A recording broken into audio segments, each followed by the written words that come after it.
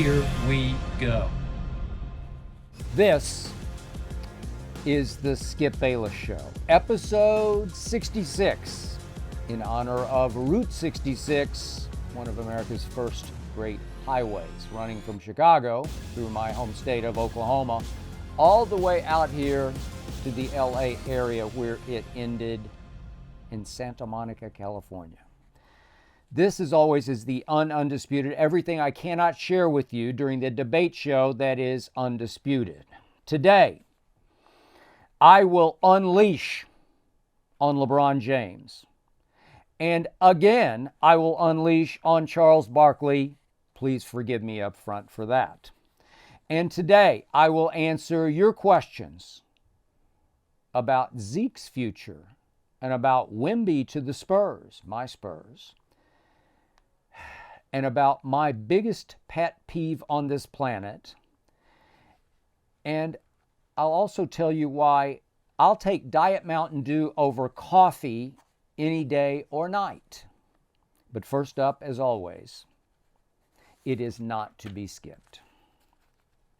Maybe I should ask your forgiveness up front for this, but I cannot help myself. It is time for me to unleash on LeBron James in ways I did not on Tuesday's Undisputed after, obviously, the Lakers got swept. My man Shannon Sharp obviously loves him some LeBron James. I call Shannon La Shannon. And La Shannon took getting swept pretty to very hard. And I will admit, I felt a little sorry for Shannon. I'm not a good front runner. I'm not a great gloater when I win. And LeBron got swept. And on Undisputed, I openly acknowledged I did love and respect some things, actually a lot of things LeBron did against those Denver Nuggets. I mean, LeBron James averaged against the Nuggets 4 games, only 4, but he did average 28, 10, and 10. And in Game 4's first quarter, the closeout game, here in LA, at what I call the Crypt, in the first quarter of that game, LeBron James managed to score a career playoff high for a quarter, 21 points, which led to a career playoff high for a half, 31 points, as the Lakers led by 15 at halftime. That was great. All-time great, obviously. The rest was not. Now I'm going to go into gory detail about the rest,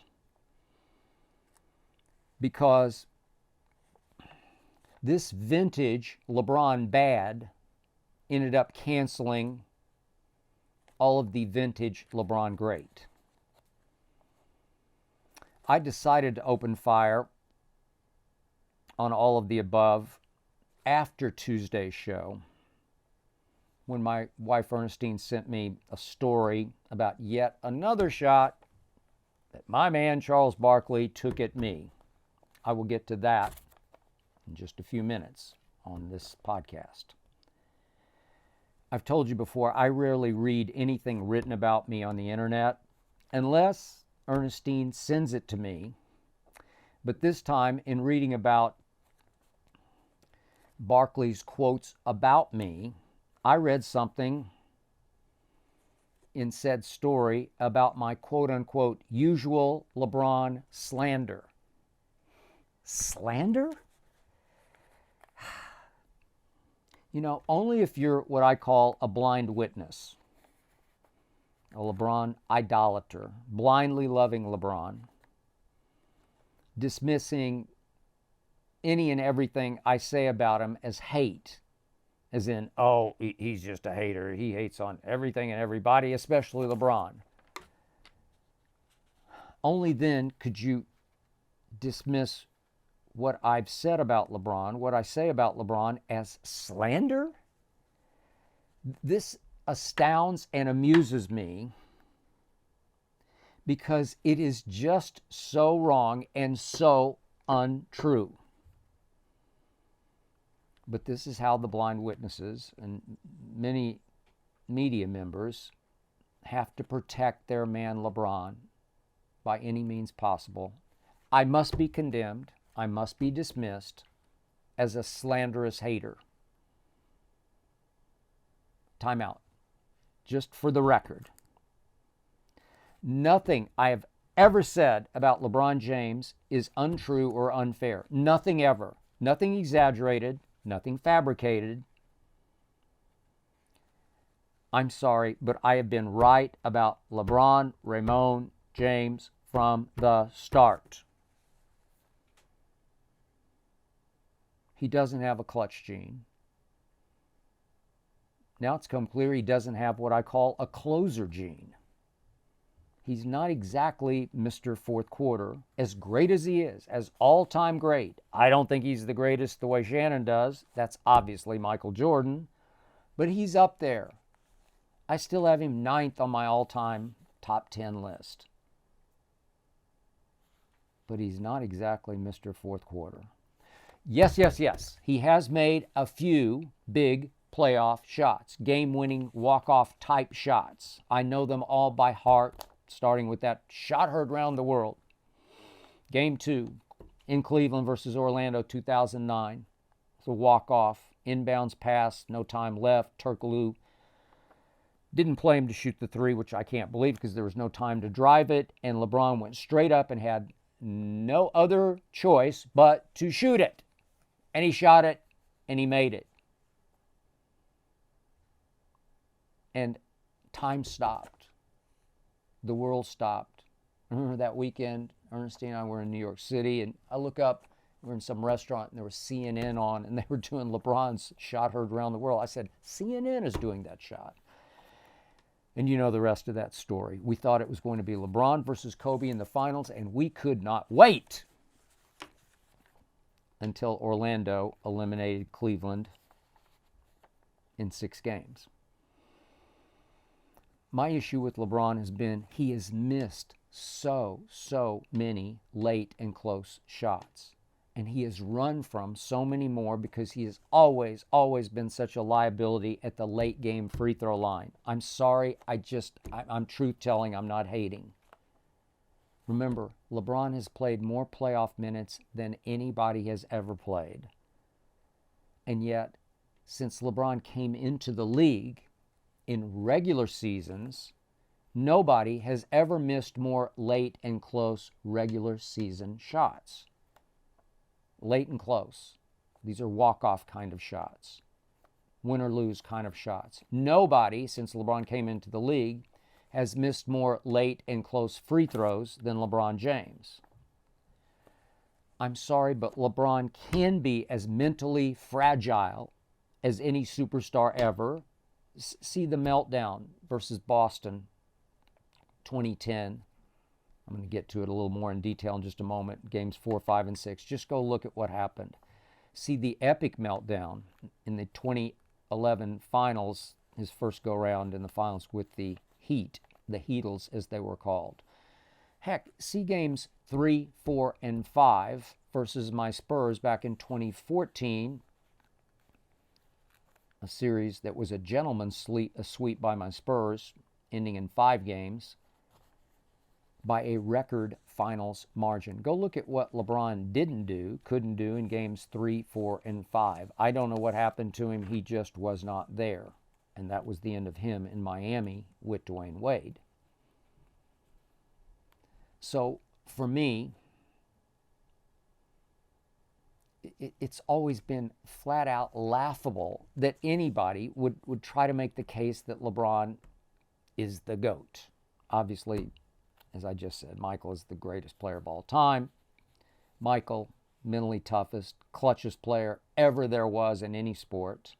I did have the honor and privilege covering him on a daily basis, getting to know him on a daily basis in Chicago in 1998, of course, his last dance season.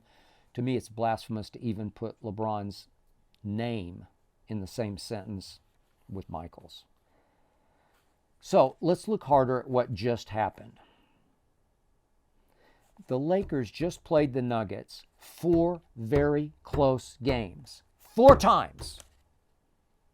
They had late chances to win. 4 times. 4 in a row. And 4 times the Nuggets, primarily Joker and Jamal, made all the late clutch plays that LeBron and Anthony Davis could not or did not. LeBron, in those 4 fourth quarters of those 4 close games, went a combined 7 of 23. That's 30% from the floor. 7 of 23. From the three-point line, in those 4 fourth quarters, LeBron went 1 of 10. From the free throw line, in those 4 fourth quarters, LeBron went 8 of 12. Not bad, but still just 67%. He also had 4 turnovers in those 4 fourth quarters, and I'll get to a couple of those in just a moment. Game 1. Surely you'll remember, LeBron badly missed a 3 to tie with 45 seconds left. Even LeShannon said, LeBron, what are you doing? What do you think? Why wouldn't you just put your head down and drive it? You got Jamal Murray on you. You're 6'9", he's 6'3". Joker's in foul trouble. Why wouldn't you just put your head down and drive it and try to cut it to 2 with 40 seconds left? That would work. Maybe you have to go to the free throw line. Maybe you could make 2. You've been shooting free throws a little better of late. What are you thinking? He took such a pathetic 3, dribbled right into it, that he kicked his leg out trying to get some cheap foul call. Jamal wasn't even covering him. They were just daring him to shoot 3s. And he shot it flat and hard and wide right. Game 2. LeBron made a remarkable play, playing center field or free safety. Picked off a Jamal cross-court pass, ill-advised, dribbled up and under, this with 26 seconds left, turned and missed a layup, just up off the glass, Aaron Gordon bearing down on him, but not there to block it, a layup that would have cut it to 2 with 26 seconds left. This is LeBron bleeping James. LeBron did turn it over late in both those games. Late, a Jamal Murray steal and then a Bruce Brown steal. Late, when the Lakers still had at least a ghost of a chance in both games. Then you'll remember Game 3, the first one here in L.A. Lakers led 94-93 with 7:48 left and promptly gave up a 13-0 run. 13-0. I will not condemn LeBron completely for this, but he certainly didn't do anything to stop the quote-unquote bleeding that night. They still almost came back and won it, but it was hard to overcome 13-0. I am not making any of this up. And in the fourth quarter of Monday night's Game 4, LeBron James went 1 for 6. 0 for 1 from 3, 1 of 2 from the free throw line. LeBron had 2 late chances to win or tie the game with 26 seconds left and with 1 second left. Neither shot even made it up to the rim. The first, a pretty pathetic, desperate fall away along the baseline, hit the side of the backboard. The side of the backboard? And the last one was stymied by a Jamal Murray who sort of cut LeBron off the path, cut across his path, almost wrestled the ball away from him before Aaron Gordon blocked the shot. GOAT. When I was growing up, GOAT, before greatest of all time, GOAT referred to the guy or the woman who had lost the game. You were the GOAT of the game because you blew it. LeBron was the lowercase GOAT. You can argue of at least 3 out of these 4 games in the Denver sweep. But I will give him this on that last shot in Game 4. At least for once, he did put his head down. He did drive it. He did risk having to shoot the free throws instead of the usual, I'm going to pull up and take a 30-foot three running from the free throw line so that I can tell the media, well, it was a tough shot. Denver was begging him to shoot a 3 at the end of Game 4, daring him. And I do give LeBron credit for that, as I did say on Undisputed. Yet, for once, it occurred to me, after I've criticized him so many times in the past for running from the free throw line or the last-second shot by making the right basketball play, it almost seemed like that night, in those circumstances, the right play was get the ball to Austin Reeves. He's become their clutchest player. He has become Mr. Fourth Quarter, but they don't feature him. They don't call plays for him. He touched the ball one time in Monday night's fourth quarter. One time, and he ripped a 3, stepped right into it and ripped it. And I don't doubt if, as the inbounder on those last 2 plays, if LeBron had just given him the ball right back in his shooting pocket, that Austin Reeves would have gone up and made one of those 2 shots. I just believe it because I kept seeing it. He came into Game 4, did Austin Reeves, making 53% of his threes. So, in 4 straight fourth quarters of winnable games, I'm sorry, but LeBron was just pathetic by his all-time great standards. For this series, he was also predictably awful from 3, as opposed to Austin Reeves. LeBron for this series against Denver in 4 games was 7 of 26. That's 27%. That's a fact, not slander. At one point in this Denver series, LeBron James had missed 20 straight playoff threes. Think about that. He missed 20 in a row playoff threes. That's an all-time playoff record by 4. The closest to it, Tobias Harris, had 16 in a row misses. That's a fact. 20 straight, all-time record. Did you hear about that in the national media? Did you hear about that on TV? I didn't. I think I read it first somewhere that he was creeping up on the record, and then I began to keep score because he's LeBron bleeping James. He's the greatest scorer in the history of this game, having passed Kareem last February the 7th. And he missed 20 straight playoff threes. I could see it in the regular season, but not playoffs. So for the entire 2023 playoffs, that's against Memphis, against Golden State, against Denver, LeBron James from 3 was 28 of 106. 28 of 106. I'm not making any of this up. I'm not exaggerating. I'm not slandering. That's 26% from 3. That's the 3rd worst by any player in NBA playoff history. Guess who has 1st worst? LeBron in 2015. 22.7% for his whole playoff run in 2015. Whew. Yet several times during these playoffs,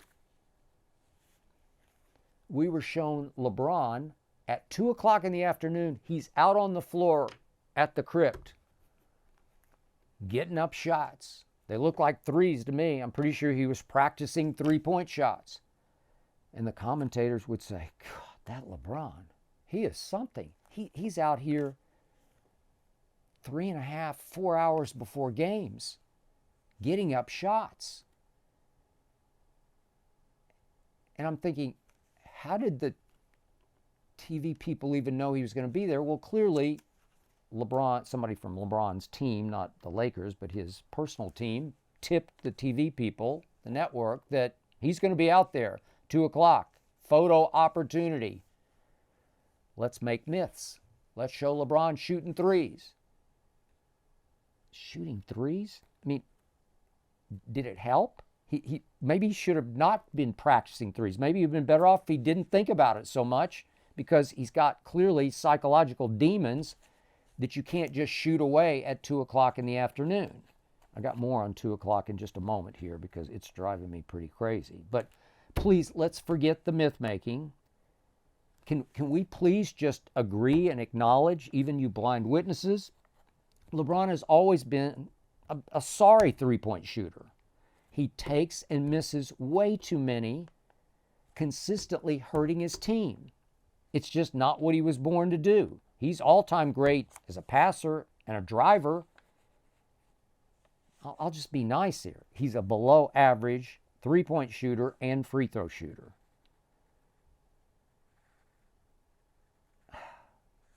I'm sorry. I'm just telling you the truth. I'll say it again. It is miraculous to me that a career 35% three-point shooter during the regular season and a career 74% free throw shooter during the regular season passed Kareem Abdul-Jabbar to become the NBA's all-time leading scorer. A guy who by superstar standards can't shoot a lick by superstar standards, is the NBA's all-time leading scorer. It's a tribute to his 20-year longevity, to his fitness, to his nutrition, to his taking care of his body, and to his being, as I just mentioned, the single greatest driver of the basketball I've ever known or seen. The greatest basket attacker ever. 6'9", 260 pounds, explosive athletically, and ambidextrous. Born left-handed, can play both ways, left, right, at the rim. What a lethal combination for the opposition. What a force LeBron can be when he posts, when he drives, as he did in the first half of Game 4. Yet, here by quarters were LeBron's points on Monday night. 21 in the first quarter, 10 in the second quarter, 6 in the third quarter, 3 in the fourth quarter, 21, 10, 6, and 3. What? Of course, I had to hear, well, he ran out of gas. He's 38, year 20. And I'm thinking, really? This was a do or die, win or Cancun. This is LeBron bleeping James with a whole offseason to rest up. And I thought he was the world's best conditioned athlete because he spends, as I keep hearing on TV, $2 million a year. I have no idea how anybody knows the $2 million, documented, if they have receipts. I don't know. But I give you, he is extremely well conditioned. And yet I started to wonder if he now tires so easily at 38, why is he out shooting for an hour at 2 o'clock in the afternoon? Wouldn't you just burn energy? Wouldn't you just burn yourself out in the afternoon, jacking up 3 after 3 after 3 after 3? While somebody's rebounding for you? I don't even get that. Take a nap. I don't know. I do know something about fitness. I'm a nut. I admit it. I'm obsessed. I admit it. I'm not LeBron. I don't play, obviously, NBA basketball. I'm not in that kind of shape, but I am in very good cardio shape. And I'm way older than LeBron. And I got to tell you, you can come run with me any Sunday if you like. I can still run what seems like forever. I don't get that tired. I just don't, because I'm in shape. I do it so much. My body is conditioned to take it. So this whole idea of running out of physical gas is incomprehensible to me for 38-year-old LeBron. he has made 38 the new 28. I don't care what you say. And yet, I start to wonder. I hear about great shape, and then I also hear about how much he loves his wine and his cigars. I got to tell you, I know too much. Wine, cigars do not go together with great shape. It's self-defeating at some point. Are you sure the wine and cigars don't have something to do with running out of gas in the third and fourth quarters of a do-or-die closeout game? I just don't get it. I'm giving respect to LeBron for being supremely conditioned.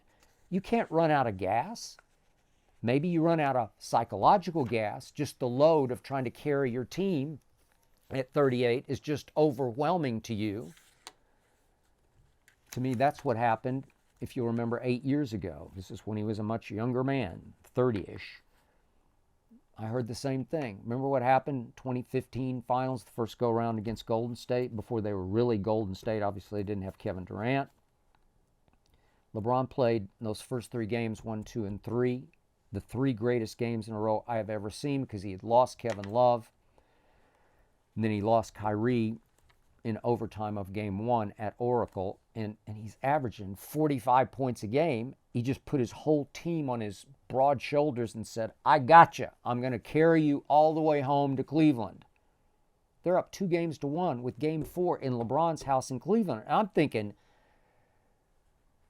he's about to start making the GOAT case here. Remember what happened? Game 4 at home. Steve Kerr switches Iguodala into the starting lineup. Iggy takes LeBron. LeBron has to guard Iggy on the other end. Iggy has a big game. LeBron goes 7 of 22 from the floor and 5 of 10 from the free throw line. And I had to hear the next day on First Take, well, he ran out of gas. Again, maybe mental gas, psychological gas. Maybe he just crumbled psychologically under the burden of having to carry that team against Steph and Clay and Draymond. But physically, how do you just run out of physical? I don't see it. I'm sorry. He's in too great a condition, especially 8 years ago he was. Now, just for the record, back to Denver. I did pick Denver going into the series, and I detail my reasons on Undisputed. Number 1, biggest issue, LeBron's three-point shooting proved painfully true. Number 2, I said, his and his team's inability to close in close games. Yeah, well, okay. Number 3, Anthony Davis's strangely inconsistent effort and performance. I can't explain it. He just drifts. He drifted in Monday night's third quarter, but then he showed right back up in the fourth quarter. Fourth quarter, AD the other night in the closeout fourth game. 3 of 3 in the fourth quarter and 4 of 4 from the free throw line, including 4 straight hugely clutch free throws that did give LeBron his final 2 chances to win or tie.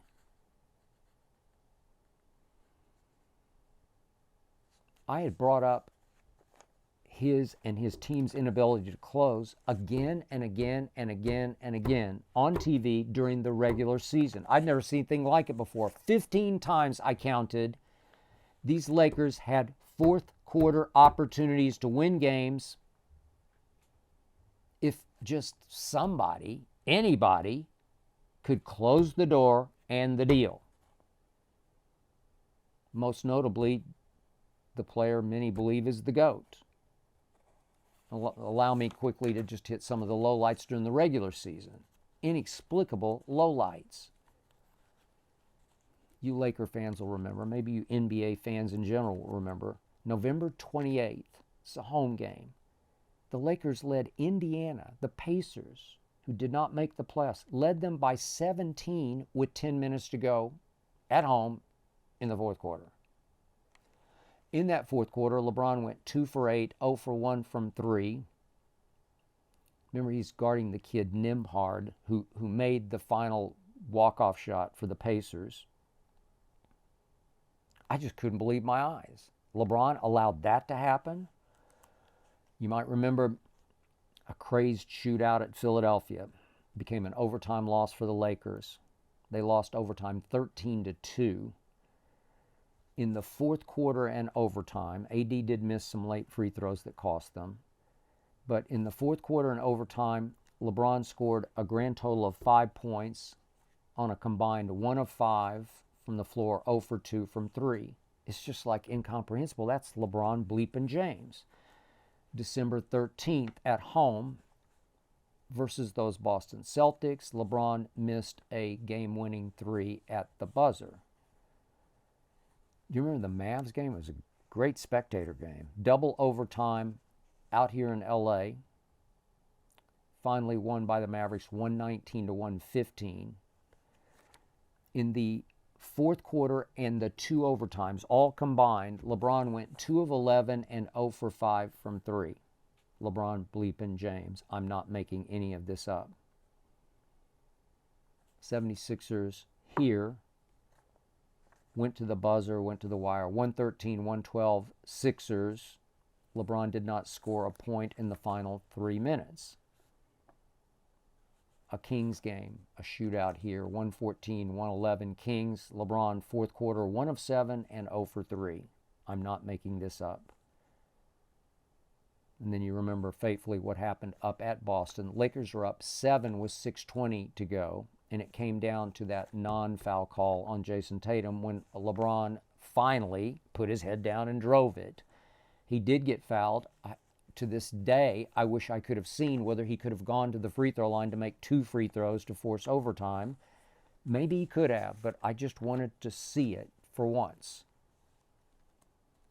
I am not slandering. I am truth-telling. Please, you can fact-check me on any of this. Please tell me I'm wrong. So there was LeBron later Monday night in the post-game interview session. Maybe I missed it, but I don't think he was asked about those 2 last-second missed shots of his, or about his 1 of 6 in the fourth quarter, or about his 7 of 23 in all the 4 fourth quarters combined. I don't think he was asked about it. I think I watched the whole session. Protect, protect, protect. LeBron did go on and on about how great Jokic is. I got you. With you. Then in closing, as you well know, he dropped his little bombshell. He will consider retiring. I thought that was just brilliant on the part of LeBron James. That is master media manipulation. LeBron James took a page right out of the Aaron Rodgers playbook. Each time the last 3 seasons that Aaron Rodgers has finished the season by stinking it up in a huge home loss, he immediately dropped the I might retire bombshell. That immediately changed the narrative from Aaron Rodgers choked his guts out to once again, oh, please come back, Aaron. Please come back. We need you. Oh, please, LeBron, please come back. Please don't retire. You see, he brilliantly, LeBron did, changed the narrative. For all those easily led blind witnesses out there, nobody remembered LeBron's fourth quarter choking, those 4 blown late chances. Nobody remembered his deluge of missed playoff threes. All of a sudden, it was just all about, no way, LeBron's going to retire. Is there? Master media manipulation. Look, as wealthy as LeBron is, Shannon says he's a billionaire, and it was funny to me. Shannon calls him the Billy Goat, as in he has $1 billion. He well might. But hey, who walks away from $100 million more, even if you're a Billy Goat, quote unquote? $50 million on the table for next year, and then it's LeBron's option for a second year at 50-ish more. So let's call it $100 million.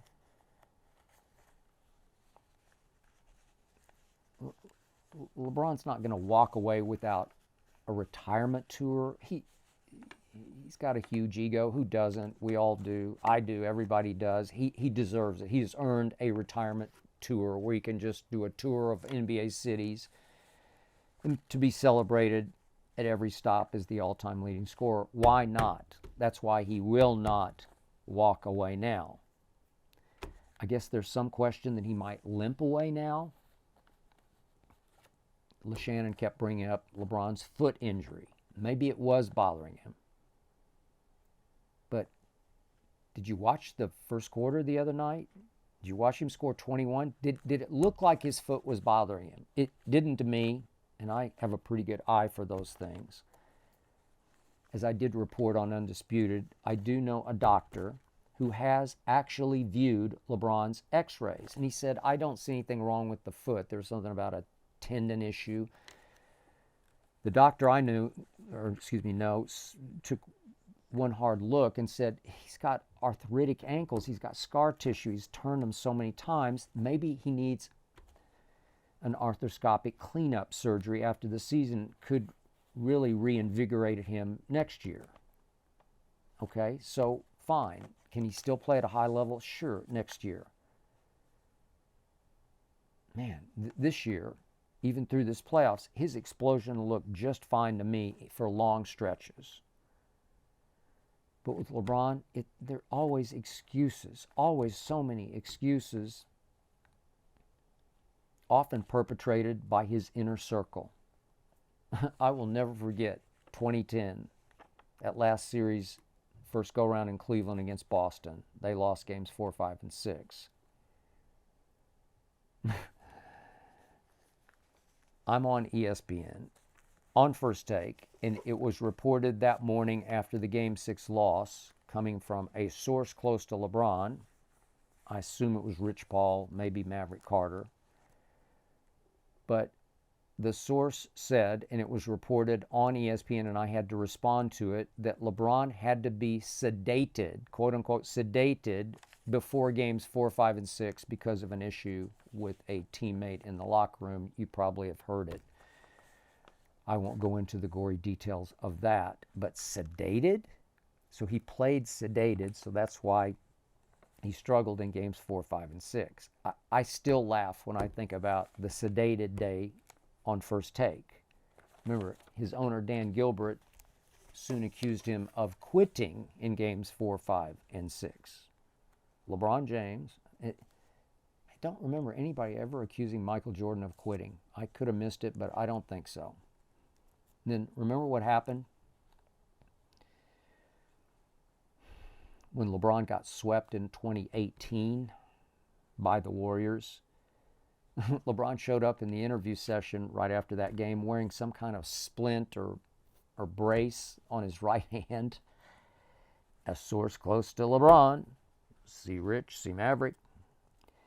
That source told the media that LeBron had broken his hand hitting that dry erase board in the locker room after J.R. Smith's blunder at the end of Game 1. What? Wait, he played with a broken hand? It wasn't on any injury report, so we were supposed to believe he played with a broken hand in games 2, 3, and 4, and that's why they got swept. Okay, so what really happened down the stretch of Game 1? LeBron was as hot-handed as I have ever seen him. At the end of the regulation game, he had scored 49 points. He'd made 3 of 6 threes, which is great by his standards. He'd made 7 of 14 shots outside the paint. Remember what happened at the very end? They're down 1 point. He gets the switch onto Steph. Steph's, 6'3", LeBron's 6'9". And I'm like, LeBron, just go up and shoot it. He pushed him back to almost the free throw line, so he could have taken a, I don't know, let's call it 17, 18-foot jump shot. There's no way Steph's going to bother it. Just take the shot. It's do or die, sink or swim. I got it. But just take the shot, and you know what LeBron did. He passed the ball to George Hill, a former Spur. I never loved him when he was a Spur. Clay just reached and grabbed him immediately as he should have. Smart play. George Hill had never been thrust into a situation like that, having to make the 2 free throws to win. He did make the one to tie, but he missed the second one to win. J.R. Smith forgot where he was. He forgot how little time was left. Didn't get up a shot in the break between regular game and overtime. LeBron, just remember this, he sat on the bench pouting away from his team, a couple seats over from his team, wouldn't participate in the sideline huddle. Continued to pout for about 2.5 minutes of the overtime before he took a shot. His team got wiped out 17-7 in overtime, then got swept. Broken hand? I don't know anything about it. I'm just not sure there was anything wrong with his hand, but he wore that thing to the post-game interview to signal everybody I couldn't play because of my hand. I don't know. How does LeBron keep getting away with all this childish excuse making? I mean, Michael Jordan never stooped to any of this phony baloney. That's why I call LeBron the phony goat. Now I'm hearing this new narrative that, oh, LeBron dropped the retirement hint to put the pressure on the Lakers to improve the roster. LeBron just doesn't have enough help. I'm like, what? This was supposed to be vintage passive-aggressive LeBron applying pressure to the Lakers? Time out. Wait a second. I kept saying since the trade deadline on Undisputed, Rob Pelinka should have been the executive of the year for turning that roster around, just for getting rid of Russell Westbrook. LeShannon kept saying to me, there's no way they're going to get out from under Russ's deal. And they did. They had to give up a protected pick, lightly protected, the 2027 pick. But Rob pulled it off. He got rid of Pat Bev. He brought in pieces that fit. Austin Reeves just kept getting better and better as an undrafted free agent. Rui Hachimura is a player, a starter, who finally started, as I kept pounding the table for, Game 4. Everything came together. Even D'Angelo Russell.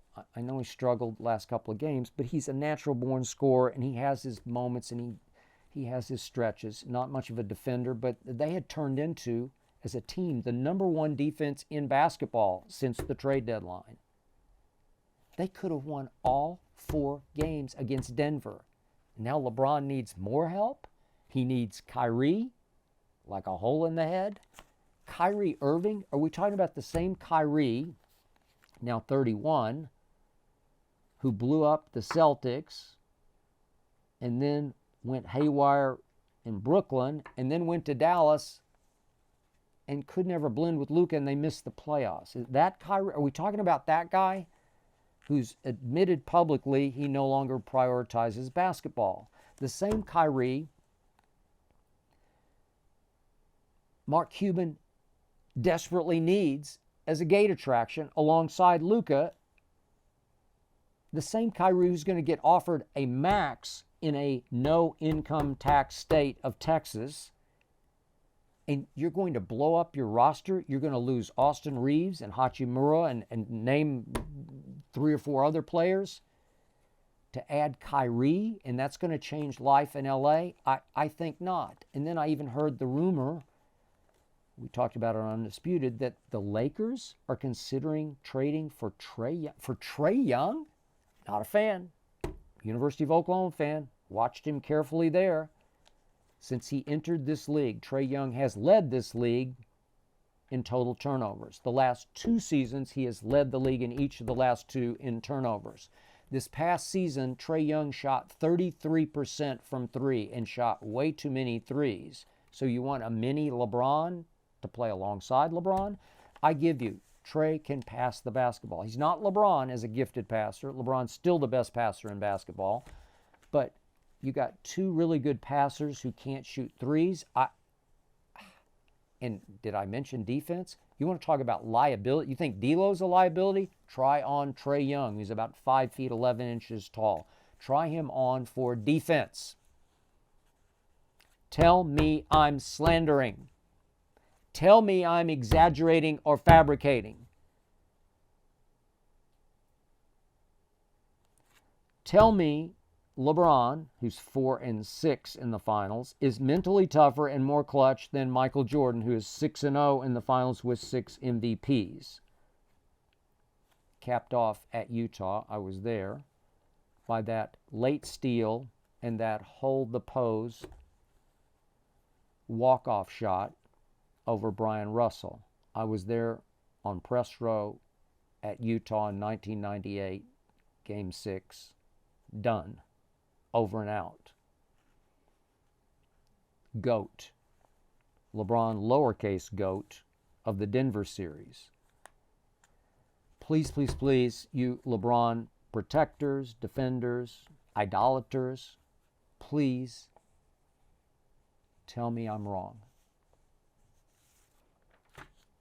Let's get to your question, shall we? This is Ben from La Jolla, California. Are the Spurs back?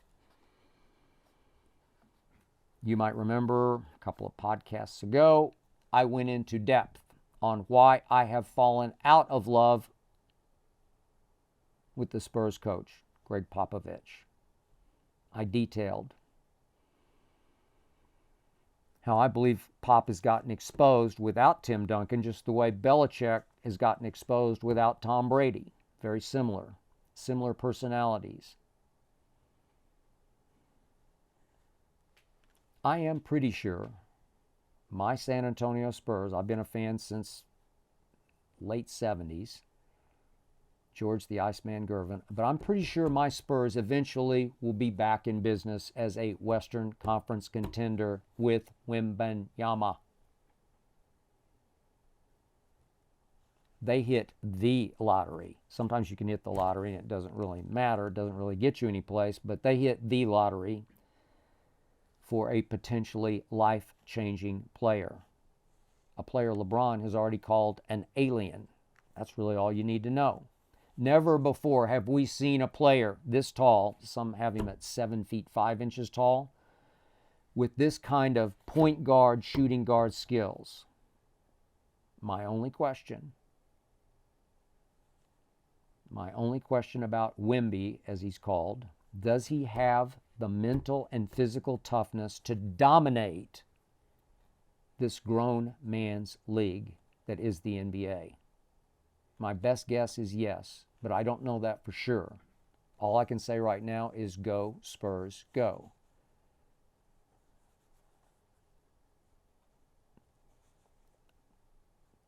Yet I'm very serious about this. I wish they would go young at coach right here, right now. Go with a younger school coach who will treat Wemby with respect, who will encourage him, support him through some tough times he inevitably will go through, instead of putting him through Sergeant Pop's boot camp, in which you know and I know Pop will try to break him down before building him back up. Pop's huge ego will require that he get the credit for Wemby's ultimate success.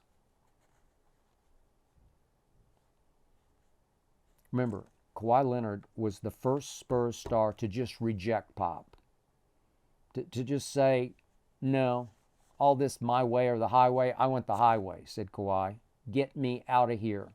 Demanded a trade, finally got it, as you know, to Toronto. Championship happened.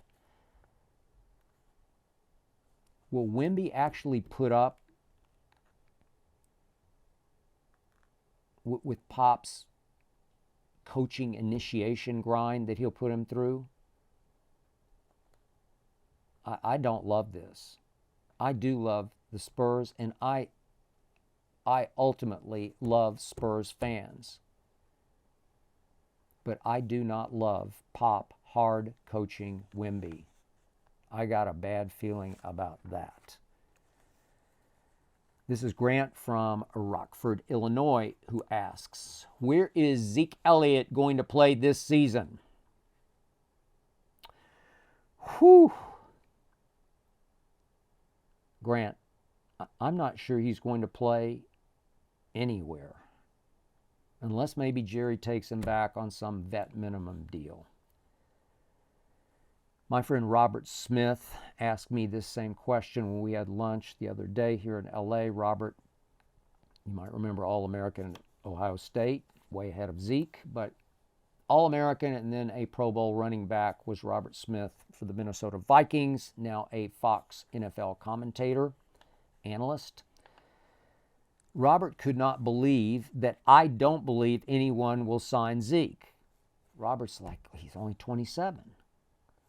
Yep, but Zeke is the counter opposite of a guy I talked about on a few podcasts back, Emmitt Smith. Counter opposite of Emmitt Smith, the NFL's, of course, all-time leading rusher. Emmitt lasted 15 seasons until he was 35 years of age, because he avoided contact better than any running back ever has. I was there. I covered it. I witnessed it firsthand. Emmitt was only 5 feet 9 inches tall as a player.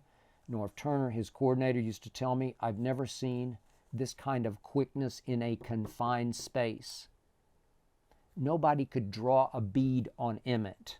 No linebacker, no strong safety. I never saw Emmitt take what I considered a dangerous hit, a career-threatening type shot. And especially over the last 3 years of his career, Emmitt just gladly ran out of bounds ahead of contact and lived to fight another play and another play and another play and more yards until he's the all-time. Emmitt Smith stayed astonishingly healthy because of that attitude and approach. From the start, as you know, Zeke ran to and through contact. He looked for contact. He was the ultimate warrior. Teammates loved him for that. But Zeke's body did not love him for that. Zeke's yards rushing per game dropped every single year for all 7 of his seasons in Dallas. Every single year it went down to 55 yards a game this past year. Zeke was never better than his rookie year. Talk about dominant. Whew. But after 3 years, Zeke hit the wall that he kept trying to run through. And unfortunately, Zeke was on the verge of, as LeBron says, washed. We used to call it washed up. But he was on the verge of being washed, just as Jerry made him the highest paid running back in pro football. Last year, Zeke, I think the staunchest Cowboy fan would admit, was a sad shadow of rookie Zeke. Seriously, who wants that? I mean, now Zeke is what he is not. And I hope I'm wrong about this. This is John from Houston, Texas. Do you ever have time to pick up a book and read? Ugh. Man, this question hurts me to the core. This question rips my soul out because I am ashamed to admit I don't have time. That's in large part because I love doing this podcast so much that I spend so much time putting it together every Monday night and certainly every Tuesday night, along with carefully watching every game ever played. The NBA playoffs wear me out like no time of the year. This podcast gives me great joy and satisfaction, but it takes so much out of me, so much of my time,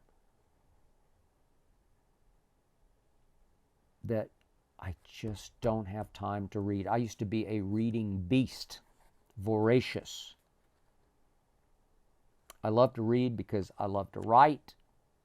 I love to get lost in an epic creation of a novel. It's my favorite thing to do in the world. My all-time favorite, F. Scott Fitzgerald's The Great Gatsby. Gives me chills to even talk about how superhumanly written that book was. Close behind on my list, Tom Wolfe's Bonfire of the Vanities and Cormac McCarthy's Blood Meridian. Works of true genius.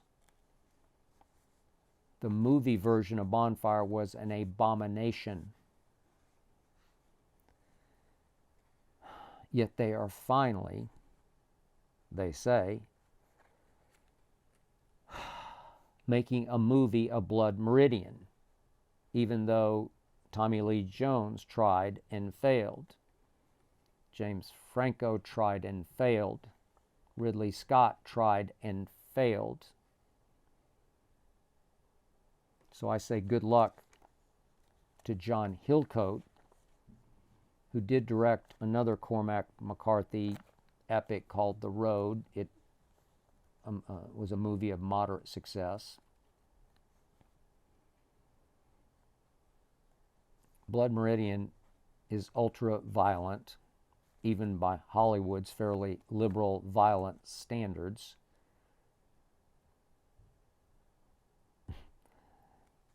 Last book I actually read, I must admit this was maybe 3 years ago, cover to cover, couldn't stop, couldn't put it down, was the real-life version of Blood Meridian called Empire of the Summer Moon. It's about the Comanches versus the invading white settlers. It's about man's almost unreadable inhumanity to man in a death struggle over land that belonged to the Comanches. You want to talk about chilling? Read Empire of the Summer Moon.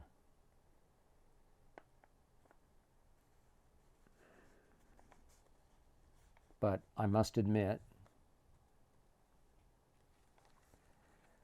I miss reading, but I love this podcast.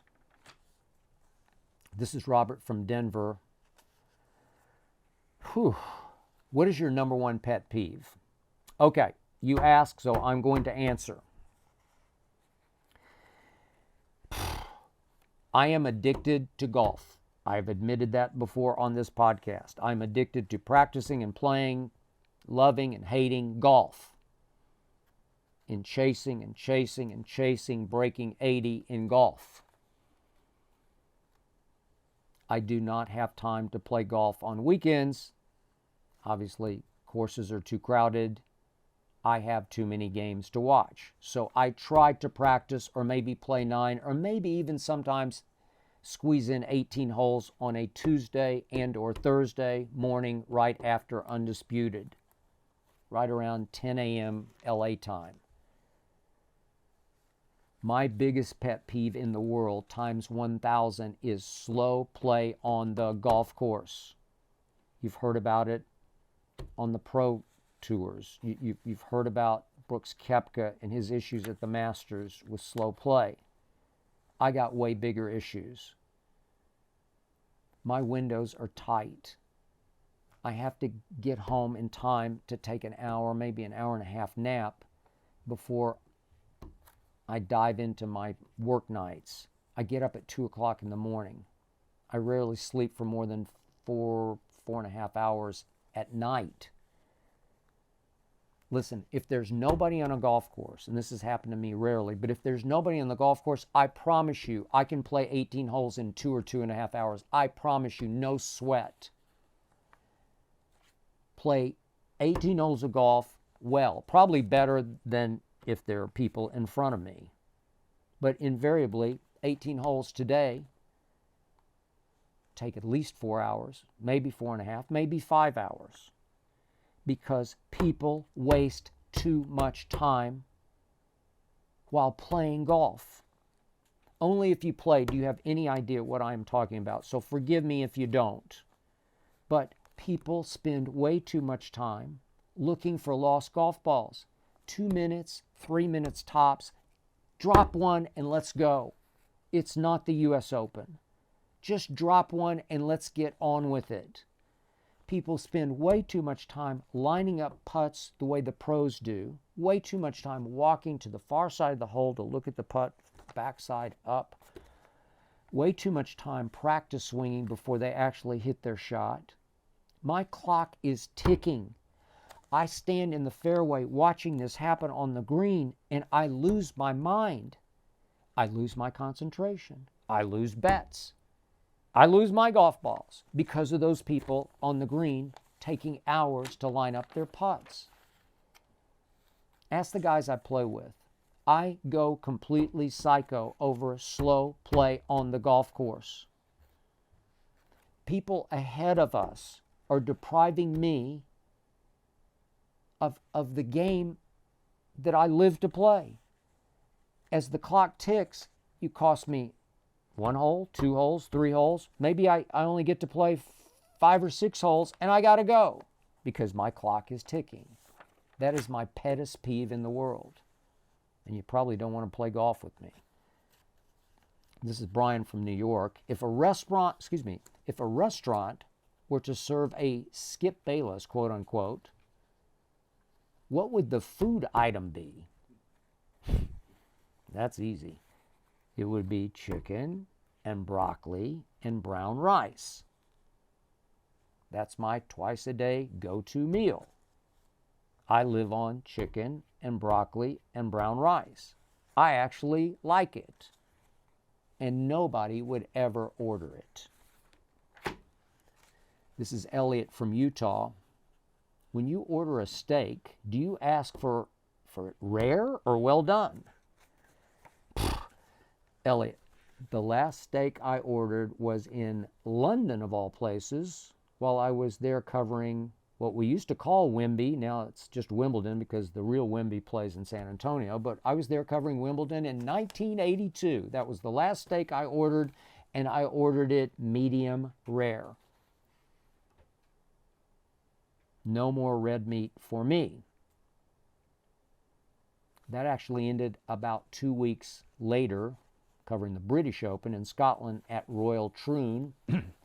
When I returned to my hotel in Ayr, Scotland, that's A-Y-R, Ayr, Scotland, after midnight, my newspaper deadline was much later with the time difference.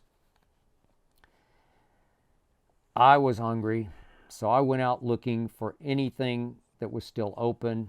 I managed to find some sweet and sour pork that had been sitting out on display all evening, but the place was still open.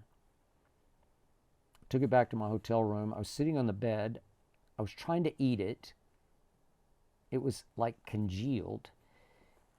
I finally looked up and I said to my girlfriend at the time, named Nancy, I said, what am I doing? She actually took a picture of me that I still have eating that sweet and sour pork. It was right then and there. I quit red meat cold turkey. Never again. This is Lou from Florida who asks, have you ever had a sip of coffee over Diet Dew to get you awake? Never, ever, Lou. Never, ever. I do drink 1 20-ounce bottle of Diet Mountain Dew every morning before Undisputed. It's my one and only vice. I do not recommend it, but I do like the taste of it. And I do like the caffeine kick of it. And I have just run for an hour before I get here to do Undisputed. So I drink my 1 bottle and I'm good to go. 2 things happened to me when I was 3 or 4 years old that turned me permanently away from coffee and alcohol. I took one sip of my mother's coffee. I remember it like it was yesterday. I might have been 4.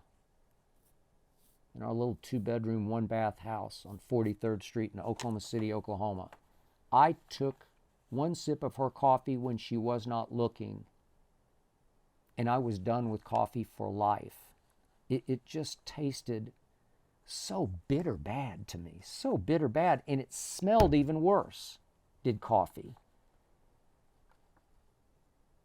I'm sure if you are a coffee connoisseur, you're probably saying, you are out of your mind, and I might be. But to me, coffee, like alcohol, is definitely an acquired taste. I don't think people are born loving the taste of coffee or alcohol. That's just me. You have to acquire it, and then you're obviously addicted to it. But with alcohol, with me, at parties my parents used to host or throw, my father occasionally gave me a taste of his mixed drink as almost like a party trick. This is when I was, 4 years of age. He did it, 4 or 5 times, and every time everybody at the party, 8 or 10 people, would laugh as I ran to spit it out in the sink because it was foul. That is the only thing I thank my father for, because that saved me from turning into him, a hardcore alcoholic who died at 49 years of age of cirrhosis of the liver. Now, speaking of leaving a bitter taste in my mouth, the other day, my friend Charles Barkley took another shot at me, which is like saying, well, the sun went down again. Charles has been taking shots at me for, seriously, 20 years. I never care about anybody taking shots at me unless that somebody repeatedly says on national TV he would like to kill me. This coming from a Barkley, just completely unprovoked. I have never criticized Charles Barkley one time. I've never said anything personally about him or do I even know him? I've never had any kind of conversation with Charles Barkley, and he wants to kill me? So this went on and on and on until my wife Ernestine and now her late great mother Evelyn got so increasingly angry about it that finally Ernestine says to me, well, how can a commentator of Charles Barkley's stature be allowed to continue to suggest that you deserve to die? I kept saying to Evelyn, her mom, and also to Ernestine, don't pay any attention to this clown. Nobody takes him seriously. They just laugh at him, not with him. So it was a few months back, you might remember, right here on this podcast, I finally called out Charles Barkley for saying he wants to kill me. I all but begged Charles to join me on this podcast. No way would he ever do that. But I begged him to please come on here and explain to me exactly why I should be killed, or why he literally would murder me if given the opportunity. I literally have no idea why he would say that. So this was on Barstool's Spittin' Chicklets podcast the other day. Barkley was asked if he ever had a problem with any reporter when he was playing. And his answer was, and I quote, I very seldom went after reporters. I go after Skip Bayless because I don't like him at all. And I just like, pardon my language, I just like fucking with him because he's so sensitive and shit. I just like fucking with him because he's so sensitive and shit, said Charles Barkley about me. Okay, so we have made some progress. This time, Charles did not say he wants to kill me. So maybe my message has been received. But now comes a new plot twist. He likes to F with me because I'm so sensitive.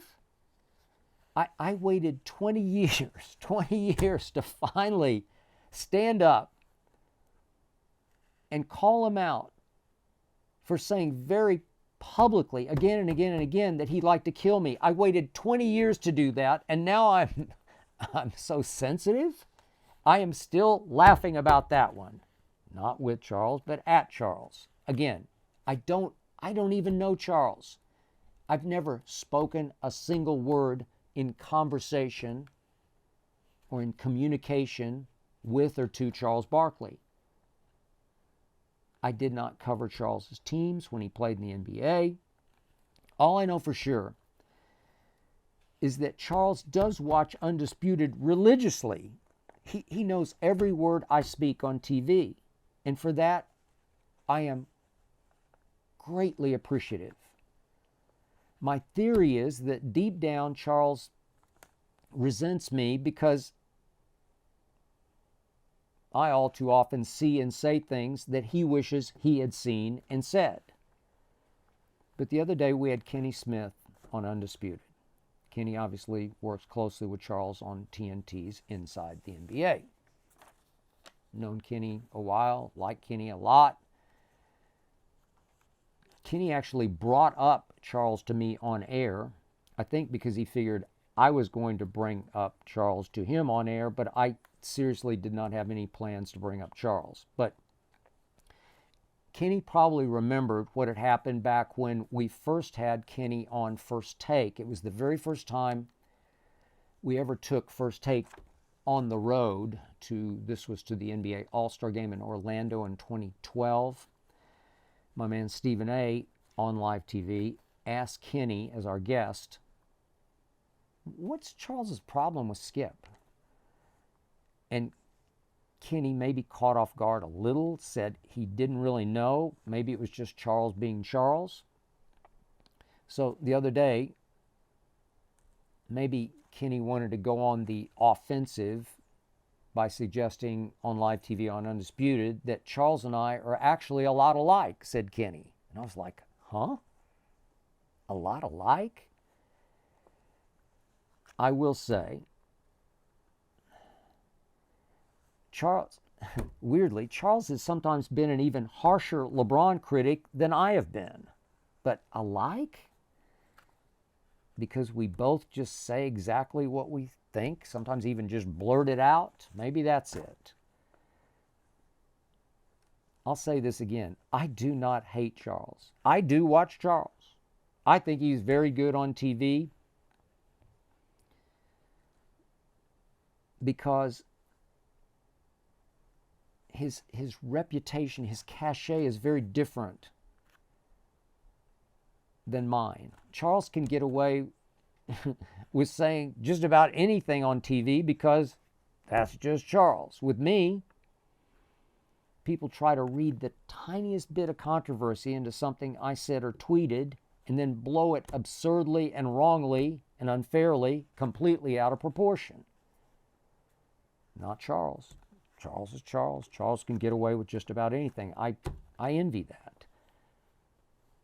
Kenny on Undisputed also went on to say the other day that, and this is probably half jokingly, that he suspects that Charles and I are actually in cahoots about our quote-unquote beef. That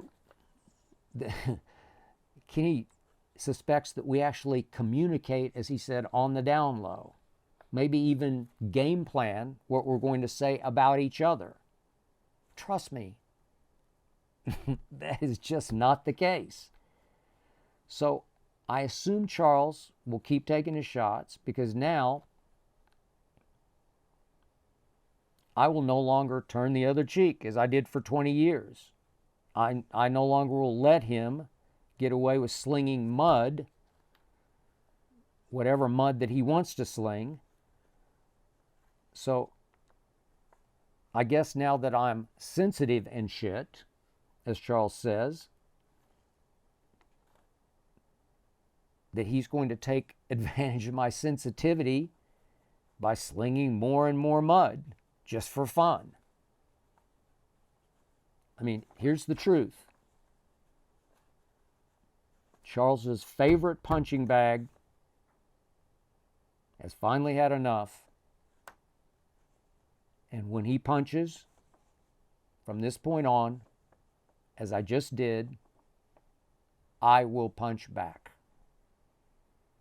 That's it for episode 66. Thank you for listening and or watching. Thanks to Jonathan Berger and his All-Pro team for making this show go. Thanks to Tyler Korn for producing. Please remember, Undisputed every weekday, 9:30 to noon Eastern.